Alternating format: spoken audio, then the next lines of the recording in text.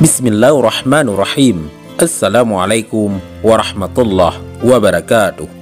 Kembali lagi di channel Pena Pencari Hikmah. Kali ini kita akan bahas Hamzah bin Abdul Muttalib.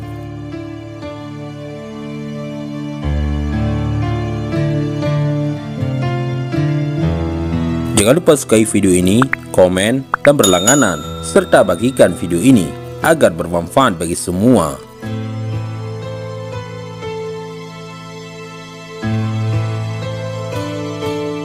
Kita sebenarnya punya banyak sekali figur superhero dalam sejarah.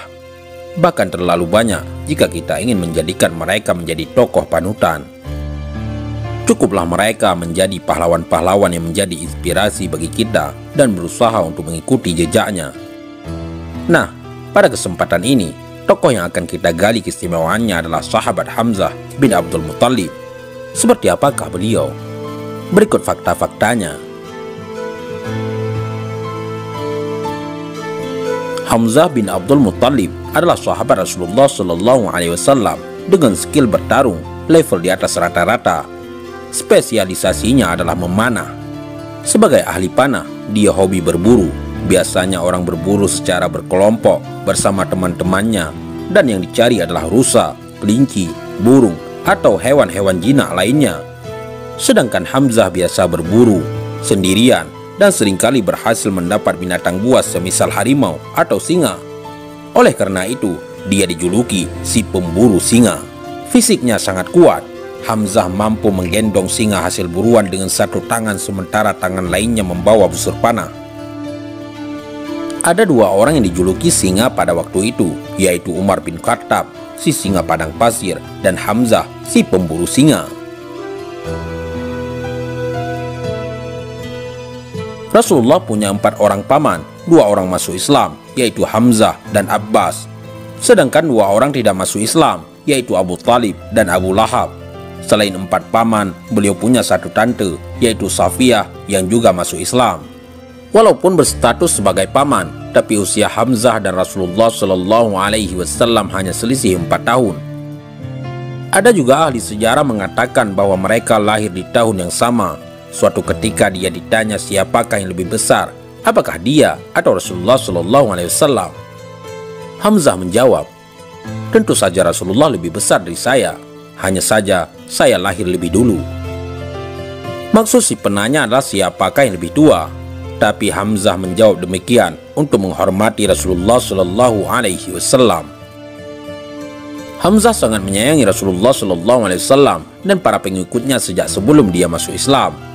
Jika tidak dicegah oleh kakaknya yaitu Abu Thalib, Hamzah akan menghajar siapapun pengganggu kaum muslimin, padahal dia sendiri belum masuk Islam. Suatu hari, dia mendapat laporan bahwa Rasulullah SAW dihina oleh Abu Jahal dengan hinaan yang sungguh terlalu. Hamzah marah besar. Dia yang baru pulang berburu langsung mendatangi Abu Jahal yang sedang berada di Darun Nadwa, tempat nongkrong para petinggi Quraisy. Kemudian memukulinya dengan busur panah hingga berdarah-darah, lalu berkata, "Apa kau menghina Muhammad? Sedangkan aku telah memeluk agamanya. Sekarang coba hina aku kalau kau berani."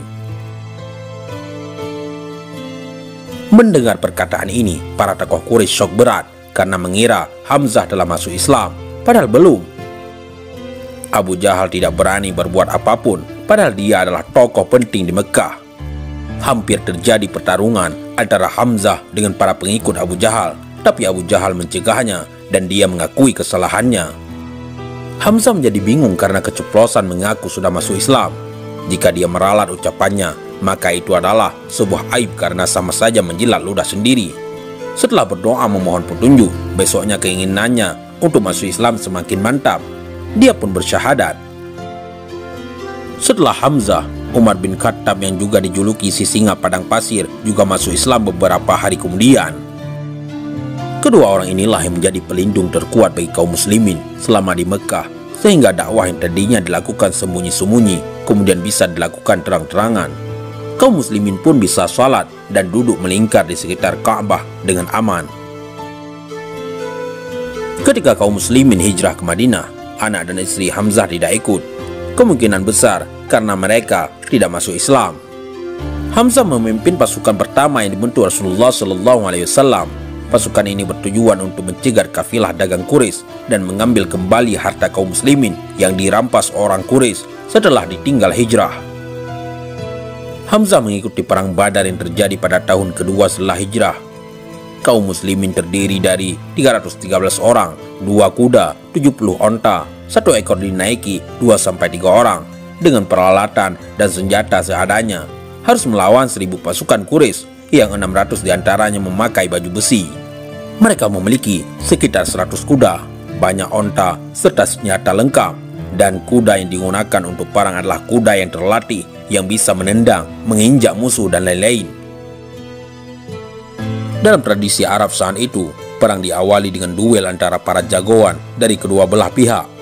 Orang yang pertama menantang duel adalah Al-Aswad bin Abdul Asad Al-Makhzumi dari pihak Quraisy.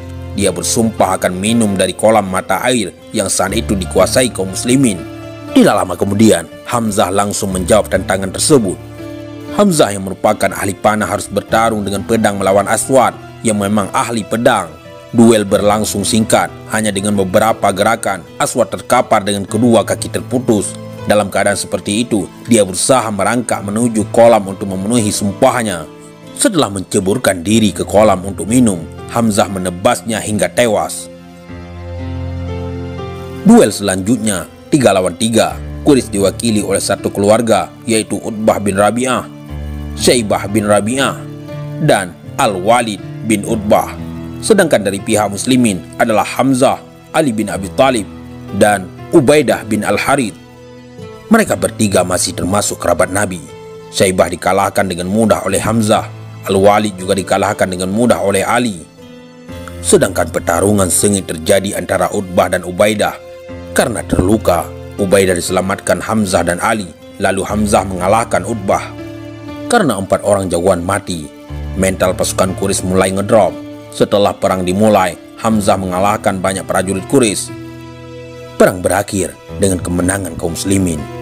Yang menjadi korban di pihak Quraisy kebanyakan justru para petinggi-petinggi dan tokoh-tokoh penting mereka seperti Abu Jahal, Umayyah bin Khalaf, dan mereka yang mati dalam duel. Ciri-ciri khas Hamzah adalah dia memasang bulu burung merpati di bagian dada baju perangnya. Seluruh kaum muslimin yang mengikuti perang Badar dijamin masuk surga, termasuk Hamzah. Setelah mengobrak-abrik pasukan Quraisy di perang Badar, nama Hamzah menjadi bahan pembicaraan di Mekah. Banyak orang yang keluarganya terbunuh di tangan Hamzah di perang Badar menjadi dendam. Hamzah pun diburu di perang selanjutnya, yaitu perang Uhud. Sebelum berangkat ke perang Uhud, beberapa orang menjanjikan hadiah bagi yang bisa membunuh Hamzah. Salah satunya adalah Jubair bin Mut'im. Dia dendam karena pamannya mati di tangan Hamzah pada perang Badar. Jubair menyuruh budaknya bernama Washi bin Hab untuk membunuh Hamzah dan berjanji akan memerdekakan Washi jika tugas itu berhasil. Ada juga seorang perempuan bernama Hindun binti Utbah. Dia adalah istri Abu Sufyan, pemimpin Mekah. 3 anggota keluarganya mati saat perang Badar, yaitu mereka yang berduel 3 lawan 3. 2 diantaranya dihabisi Hamzah. Oleh karena itu, ia sangat dendam kepada Hamzah. Hindun menjanjikan 1 kotak penuh perhiasan emas jika Washi berhasil membalaskan dendamnya. Washi sangat ahli melempar tombak seperti umumnya orang Habasyah. Lemparannya hampir tidak pernah meleset. Dia bisa melempar tombak melewati sebuah lingkaran besi yang digantung dan diputar tanpa mengganggu putarannya. Perang Uhud terjadi pada tahun 3 Hijriah, ketika 3.000 orang pasukan kafir Quraisy masih dalam perjalanan ke Madinah. Rasulullah SAW dan para sahabat berdiskusi. Rasulullah SAW berpendapat bahwa sebaiknya mereka bertahan di dalam kota, sedangkan mayoritas para sahabat terutama Hamzah menginginkan menghadapi musuh di luar Madinah. Akhirnya, 1000 pasukan muslim berangkat untuk bertempur di luar Madinah. Ternyata di antara mereka ada golongan orang-orang munafik. 300 dari 1000 orang meninggalkan barisan dan kembali ke Madinah, sehingga kaum muslimin hanya tinggal 700 orang dan mereka harus melawan 3.000 musuh. Saat itu Hamzah, Zubair bin Awam, Ali bin Abi Thalib, Asim bin Sabit, dan beberapa sahabat lain membentuk sebuah tim. mereka orang-orang dengan skill bertarung tingkat tinggi. Asim punya teknik berperang yang hebat. Rasulullah Shallallahu Alaihi Wasallam pernah memerintahkan para sahabat untuk meniru teknik berperang Asim. Tim kecil ini fokus menyerang pemegang bendera pasukan musuh. Karena dalam tradisi perang saat itu, jika suatu pasukan benderanya jatuh, maka pasukan itu dianggap kalah walaupun jumlah mereka masih banyak. Sebaliknya, walaupun sisa satu orang, asalkan bendera masih berdiri, maka belum dianggap kalah. Ketika perang dimulai, mereka berempat langsung maju melesat menuju pemegang bendera yang ada di tengah pasukan musuh. Mereka menerjang barisan para musuh. Dalam waktu singkat mereka berhasil menghabisi pemegang bendera, padahal dia adalah orang dianggap terkuat dalam pasukan. Satu persatu prajurit musuh berdatangan, berusaha mendirikan kembali bendera yang sudah jatuh. Tapi mendatangi bendera sama saja mendatangi ajal, karena tim Hamzah siap menyambut mereka. Ditambah lagi dengan adanya sniper spot dari pemanah yang tembakannya tak pernah meleset, yaitu Sa'ad bin Abi Waqqas, dan juga 50 orang tim pemanah yang ada di atas bukit. Tak lama kemudian, di sekitar bendera tergeletakkan mayat-mayat prajurit Quraisy yang berusaha mendirikan bendera. Pasukan Quraisy langsung shock berat karena bendera sudah jatuh padahal perang baru saja dimulai. Setelah itu, tak ada lagi yang berani mencoba mendirikan bendera walaupun Abu Sufyan sang komandan Quraisy yang memerintahkannya. Akibatnya, pasukan Quraisy menjadi kacau balau dan terpukul mundur dan dikejar oleh kaum muslimin, termasuk tim Hamzah. Di perang Uhud, Hamzah menghabisi banyak sekali prajurit Quraisy. Dia menggunakan 2 pedang di kedua tangannya. Dia berteriak, "Aku ini singanya Allah." Lalu Rasulullah Shallallahu Alaihi Wasallam bersabda, Hamzah adalah singanya Allah. Sejak saat itu, Hamzah dijuluki singa Allah. Perang Uhud adalah perang terakhir bagi Hamzah. Diam-diam, Wahsy mencari kesempatan. Dia tidak berani menghadapi Hamzah secara frontal. Sementara Hamzah sedang sibuk dengan prajurit-prajurit musuh yang di depannya, di sampingnya, dan di semua sisinya. Wahsy bersembunyi di balik pepohonan dan batu, menunggu Hamzah mendekat. Setelah dekat dan mendapat kesempatan, Wahsy melemparkan tombaknya dan mengenai tepat di bagian perut hingga menembus tubuh Hamzah. Dalam keadaan tertusuk tombak, Hamzah masih sempat berusaha mengejar Wahsy hingga lari ketakutan. Namun tak lama kemudian, Hamzah ambruk dan gugur. Wahsy tidak punya urusan dengan perang Uhud. Setelah misi berhasil, dia langsung mundur melapor kepada tuannya. Hindun yang 3 anggota keluarganya mati menyuruh Wahsy memotong hidung Hamzah, membelah dadanya, dan mengeluarkan jantungnya. Tidak hanya itu, saking jengkelnya, Hindun mengunyah jantung Hamzah lalu memuntahkannya lagi. Setelah itu, dia naik ke sebuah batu besar, mengungkapkan kegembiraannya sambil bersyair. Kondisi jenazah Hamzah sangat mengenaskan. Tubuhnya rusak, tercabik-cabik, terkoyak-koyak, bermandikan darah. Kematiannya menjadi salah satu momen paling menyedihkan dalam kehidupan Rasulullah Shallallahu Alaihi Wasallam. Beliau bersabda, "Selamanya tak ada seorang pun yang dapat menggantikanmu. Tak ada kejadian yang lebih membuatku marah melainkan kejadian sekarang ini." Karena keadaan kaum muslimin yang serba kekurangan saat itu, jenazah Hamzah hanya ditutupi kain seadanya. Jika kepalanya ditutup, kakinya terlihat. Jika kakinya ditutup, kepalanya terlihat. Para sahabat tidak memandikan jenazah Hamzah dan para syuhada lain karena mereka mati syahid. Malaikatlah yang memandikan mereka. Rasulullah Shallallahu Alaihi Wasallam bersabda, "Aku melihat para malaikat memandikan jenazah Hamzah bin Abdul Muttalib dan Hanzalah bin Rahib." Hanzalah adalah seorang pengantin baru yang menikah sebelum perang Uhud. Ketika dia mendengar seruan jihad dan masih dalam keadaan junub, dia langsung berangkat ke medan perang.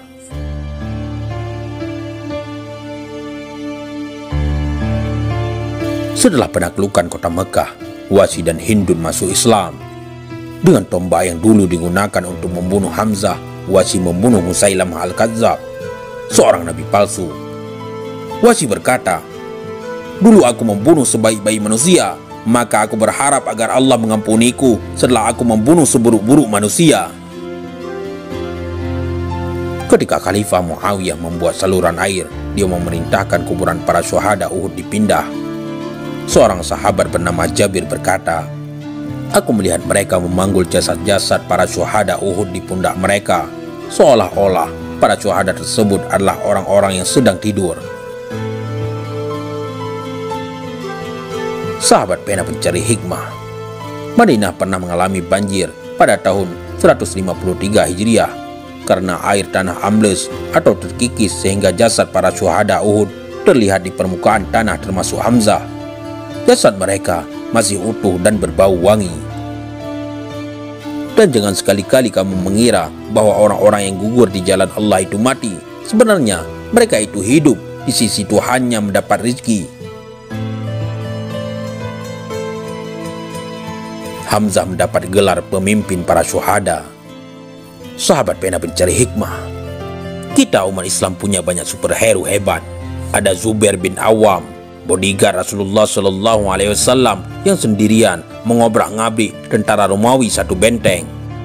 Sa'ad bin Abi Waqqas, sniper andalan Rasulullah Shallallahu Alaihi Wasallam yang tembakannya tak pernah meleset. Ada Khalid bin Walid, panglima yang tak pernah kalah perang. Ada Salamah bin Aqwa, prajurit infanteri terbaik yang larinya lebih cepat daripada kuda.